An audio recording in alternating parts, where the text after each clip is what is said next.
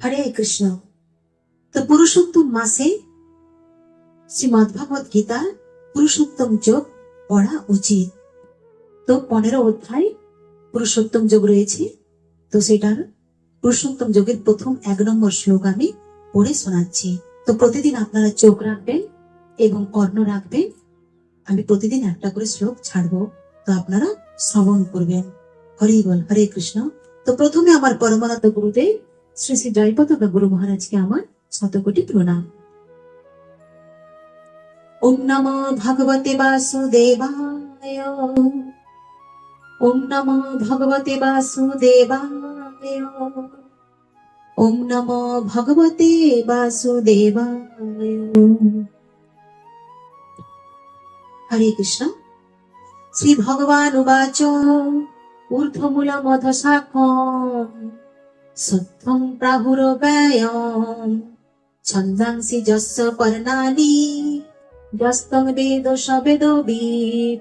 শ্রী ভগবান উবাচ ঊর্ধ্বমূলমধশাখম সত্যং প্রাহুরব্যয়ম ছন্দাংসি যস্য পর্ণানি যস্তং বেদ স বেদবিদ।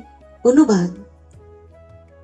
পরমেশ্বর ভগবান বললেন, ঊর্ধ্বমূল ও অধঃশাখা বিশিষ্ট একটি অব্যয় অসত্য বৃক্ষের কথা বলা হয়েছে, যার পত্রগুলি বৈদিক মন্ত্র সমূহ।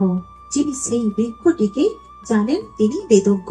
তাৎপর্য: ভক্তিযোগের গুরুত্ব আলোচনা করার পর কেউ প্রশ্ন করতে পারেন, তাহলে বেদের অর্থ কি? এই অধ্যায়ে বর্ণনা করা হয়েছে যে বেদ অধ্যয়ন করার উদ্দেশ্য পরমেশ্বর ভগবান শ্রীকৃষ্ণকে জানা।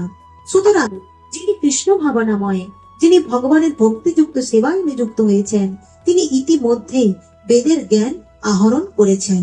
জড়জগতের বন্ধনকে এখানে একটি অসত্য বৃক্ষের সঙ্গে তুলনা করা হয়েছে। যে সকাম কর্মে রত, তার কাছে এই অসত্য বৃক্ষটির কোনো শেষ নেই। সে এক শাখা থেকে আরেক শাখায়, সেখান থেকে অন্য এক শাখায়, আবার আরেকটি শাখায়, এভাবেই ঘুরে বেড়ায়। এই জড়জগৎ রূপী বৃক্ষটির কোনো অন্ত নেই এবং যে এই বৃক্ষটির প্রতি আসক্ত, তার পক্ষে মুক্তি লাভের কোনো সম্ভাবনা নেই। মানুষকে ঊর্ধ্বমুখী করার জন্য যে বৈদিক ছন্দ তাকে এই বৃক্ষের পত্র রূপে বর্ণনা করা হয়েছে, এই বৃক্ষের মূলটি ঊর্ধ্বমুখী, কারণ তা শুরু হয়েছে এই ব্রহ্মাণ্ডের সর্বোচ্চ গ্রহলোক ব্রহ্মার অধিষ্ঠান রূপ ক্ষেত্র থেকে। কেউ যখন মায়ারূপ এই অব্যয় বৃক্ষটির সম্বন্ধে অবগত হতে পারেন, তখন তিনি তার বন্ধন থেকে মুক্ত হতে পারেন। মুক্ত হওয়ার এই পন্থাটিকে ভালোভাবে উপলব্ধি করা উচিত। পূর্ববর্তী অধ্যায়গুলিতে জড়জগতের বন্ধন থেকে মুক্ত হওয়ার নানা রকম পন্থা বর্ণিত হয়েছে এবং 13 অধ্যায় পর্যন্ত আমরা দেখেছি যে ভক্তিযোগে পরমেশ্বর ভগবানের সেবা করাই সর্বোৎকৃষ্ট পন্থা। এখন ভক্তিযোগের মূলনীতি হচ্ছে জড়জাগতিক কর্মে অনাসক্তি এবং ভগবানের অপাকৃত সেবার প্রতি আসক্তি। এই অধ্যায়ের শুরুতে জড়জগতের প্রতি আসক্তির বন্ধন ছিন্ন করার পন্থা বর্ণনা করা হয়েছে। এই জড় অস্তিত্বের মূল ঊর্ধ্বমুখী, অর্থাৎ এই ব্রহ্মাণ্ডের সর্বোচ্চ লোকে মহত্তত্ত্বের জড়জাগতিক অস্তিত্ব থেকে তার শুরু হয়।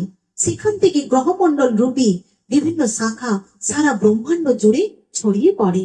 বৃক্ষটির ফল হচ্ছে জীবের কর্মফল, যেমন ধর্ম, অর্থ, কাম ও মোক্ষ। এখন এই জগতে এমন কোন বৃক্ষের অভিজ্ঞতা আমাদের নেই যার শাখা নিম্নমুখী আর মূল ঊর্ধ্বমুখী, কিন্তু সেরকম কিছু আছে। সেই বৃক্ষ দেখতে পাওয়া যায় একটি জলাশয়ের ধারে। আমরা দেখতে পাই যে জলাশয়ের তীরে বৃক্ষগুলির শাখা নিম্নমুখী ও মূল ঊর্ধ্বমুখী হয়ে জলে প্রতিবিম্বিত হয়। পক্ষান্তরে বলা যায় এই জড়জগতের বৃক্ষটি চিৎ জগতের বাস্তব বৃক্ষটির প্রতিবিম্ব। জলে যেমন বৃক্ষের প্রতিফলন পড়ে, তেমনি চিৎ জগতের প্রতিফলন পড়ে আমাদের কামনা বাসনার উপর। প্রতিবিম্বিত জড় আকাশের বস্তুর অবস্থিতির কারণ হচ্ছে কামনা বাসনা।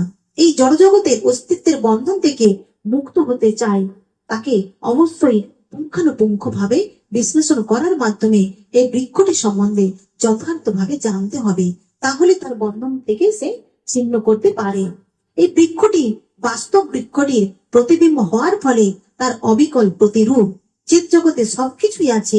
নির্বিশেষবাদীরা মনে করে যে জড়জগৎ রূপী এই বৃক্ষের মূল হচ্ছে ব্রহ্ম। আর সাংখ্য দর্শন অনুযায়ী সেই মূল থেকে প্রকৃতি ও পুরুষ, তারপর প্রকৃতির 3টি গুণ, তারপর পঞ্চ মহাভূত, তারপর দশেন্দ্রিয়, মন আদির প্রকাশ হয়।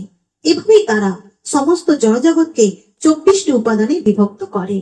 ব্রহ্ম যদি সমস্ত প্রকাশের কেন্দ্র হন, তাহলে এই জগতের প্রকাশ হচ্ছে কেন্দ্র থেকে 180 ডিগ্রি বা একটি অর্ধবৃত্ত, এবং অপর 180 ডিগ্রি বা অপর অর্ধাংশ হচ্ছে চিৎ জগৎ।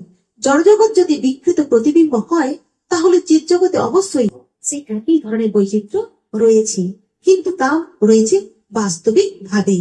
প্রকৃতি ভগবানের বহিরঙ্গা শক্তি এবং পুরুষ ভগবান স্বয়ং, এবং সেটি মদ্ভগবত গীতায় ব্যাখ্যা করা হয়েছে। এই প্রকাশ যেহেতু জড়, তাই তা অনিত্য, অস্থায়ী। প্রতিবিম্ব অস্থায়ী, কেননা কখনো কখনো তাকে দেখা যায়, আবার কখনো কখনো তাকে দেখা যায় না। কিন্তু তার উৎস, যেখান থেকে প্রতিবিম্বটি প্রতিফলিত হচ্ছে, তা নিত্য। সে বৃক্ষের উপর প্রতিবিম্বটি কেটে বাদ দিতে হবে।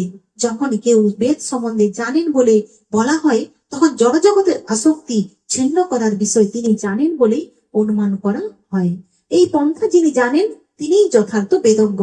বেদের কর্মকাণ্ডের প্রতি যে আকৃষ্ট, বুঝতে হবে যে সে বৃক্ষটির সুন্দর সবুজ পত্রের প্রতি আকৃষ্ট।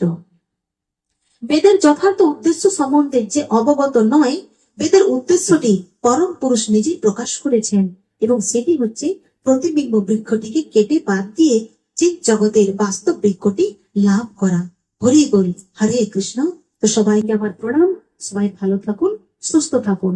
যদি ভালো লেগে থাকে, আপনারা শেয়ার করবেন, কমেন্ট করবেন, লাইক করবেন, সাবস্ক্রাইব করবেন। হরি বল, হরে কৃষ্ণ।